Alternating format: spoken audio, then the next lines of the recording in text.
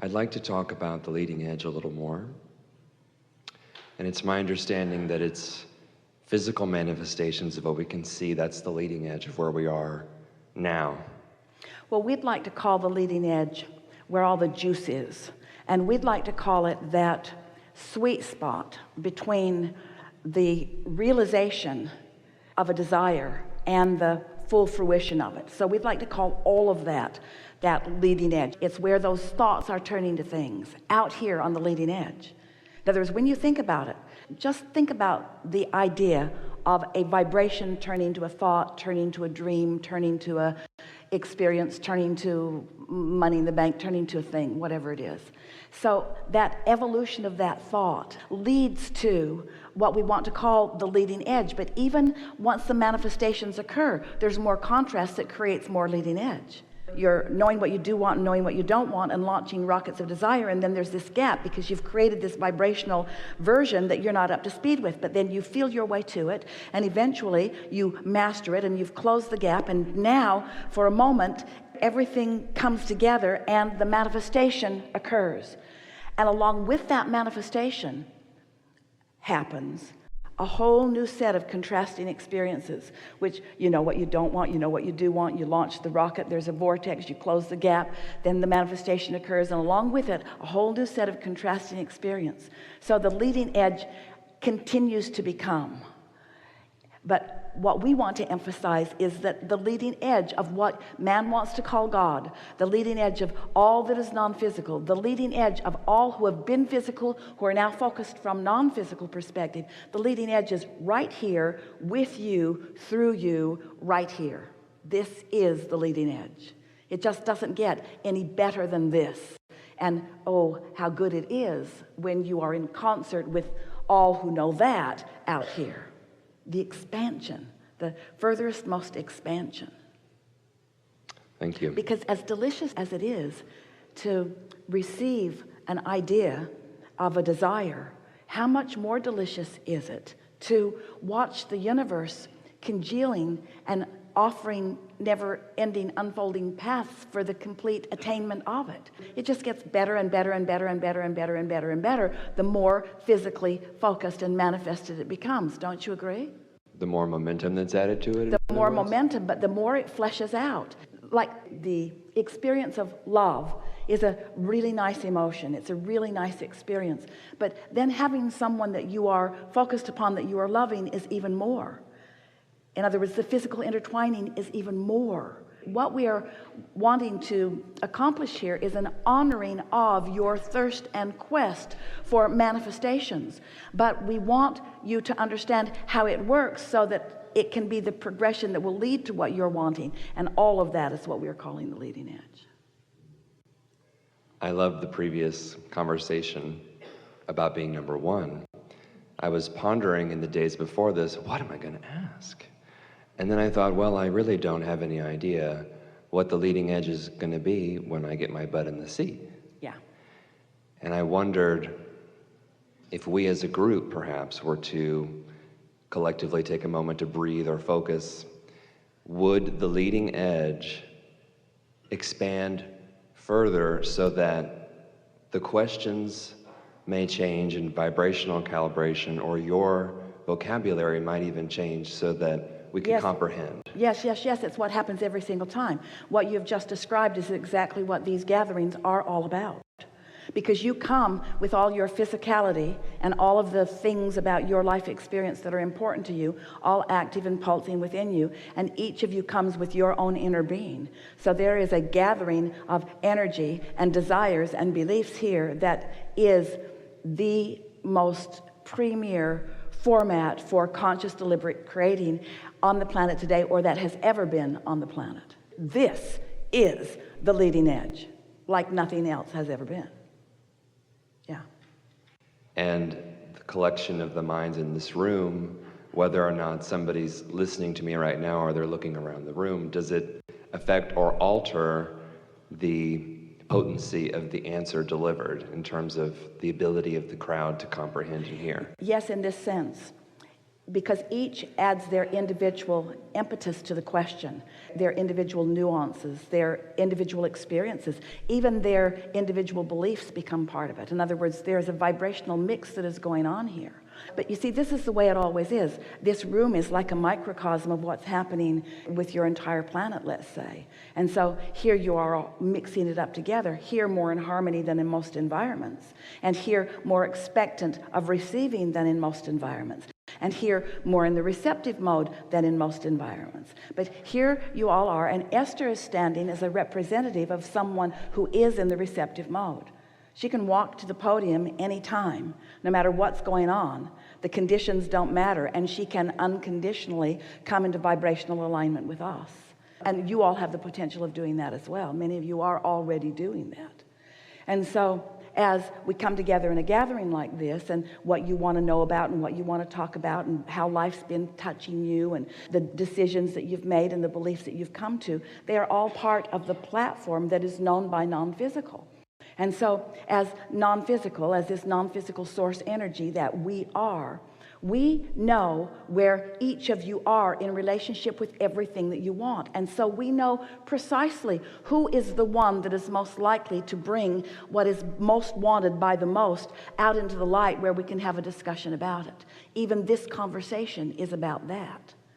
This is co-creating at its best, you see. And what we are really wanting you to understand is that even with all of these words that we are offering, which seems to defy what we are about to say, we are all talking and thinking too much about the specifics of trying to get things done.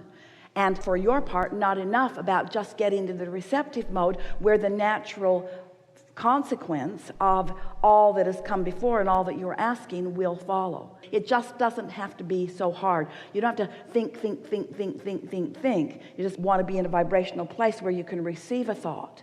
It's the receptive mode. Here's the new thought that we are really wanting you to receive. This is new unto this moment. So for some time, maybe even the first week that Esther was allowing us to flow through her, we made a powerful statement that, as every statement that we make remains true, we just are able to flesh it out in more detail as more of you are understanding more of the basis. But we made the statement, if you want something and believe it, then it is. Because when you desire it and you are not holding active beliefs that contradict it, then in that alignment, the natural progression of it to its full fruition must be quickly. So when you desire it and you believe it, it is. When we talked about your desire and your belief, you were wanting to present your desires like goals. Sort of like our friend, his mind was almost blank. He couldn't even find where he wanted to jump in just now. And it's because he's in the receptive mode. And when you're in the receptive mode, you're listening for something. You're not projecting. And that's really what the art of allowing represents. You want to be in the receptive mode where you can receive the idea of your own desire. Now feel for a moment how strange that feels. I'm going to listen for my desire. Sounds sort of weird, doesn't it? Because shouldn't I know what my desire is, and shouldn't I project what my desire is, and shouldn't I set goals about my desire? Shouldn't I be measuring how I'm doing relative to my desires? Shouldn't I be projecting my desire? Shouldn't I be making my desire happen? And we say, this is the part that we really want you to hear, and you've been listening to us long enough that you're going to hear it right now. You were doing all of that in step one. In other words, all of that you've been living, all the contrast that you've been living has caused you to ask for that and that and that and that and that and that and that and that and that and that and that. You've been asking for things before you even got into this physical body, and since the beginning of being in this physical body, and you've put so many components of asking into this vortex that it is known, it is so known by all that is what you're asking for, who you have now become. You have been asking and becoming. The question is, are you in a place now of allowing yourself to be what you've been asking for? So that's why we've been talking about step 1 and step 2 and step 3. It's why we began talking about the vortex, so that you can understand that there is a version of you that is already congealed, that is already pulsing, that is ready to be realized by you. So maybe now for the first time, You're ready to actually understand that you're going to be the receiver of that desire. Oh, you created it. You created it incrementally. You set those little goals, little goals, little goals, little goals, little goals, little goals, little goals, little goals, little goals, little goals, little goals. Gonna take a while. Little goals, little goals, little goals, little goals. You set them, you put them there, but law of attraction has been having its way with them, and your inner being has been having its way with them, and a part of you has been in the process of becoming, and you are now ready to receive if you'll stop thinking so hard and stop working so hard and stop trying so hard and stop talking so much, to stop acting so much and responding so much. If you'll chill, if you'll meditate, if you'll get a massage, if you'll take a long shower, if you'll take a walk in the park, if you'll sit on the beach, if you'll allow yourself, if you will accept your goodness and your rightness and your worthiness and stop trying so hard to prove and defend and rationalize and justify, if you'll just let yourself be just for a little while, what you've already become will begin to occur to you. And when it occurs in the form of an idea, and you know how those ideas feel? Don't those ideas feel good? When that idea comes to you, doesn't it feel good? Don't you like that freshness? Oh, that's what I want. That's what I want. That fresh, wonderful feeling of that idea that you've received, and now you're off and running. And if you can just accept that now you're wanting to follow the inspiration, then you can live in the sweet spot the majority of the time. A little contrast. Put some more stuff in there. Law of attraction mixes it all up. You get in the receiving mode and off you go. It's not hands-on enough for a lot of you. Yeah, Abraham, I get that, but what should I do? What should I do about more money? Go to the beach. No, you didn't understand my question. What should I do? I don't have enough money. I can't pay my bills. They're going to take my car away from me if I don't figure out something fast. What should I do? Take a nap.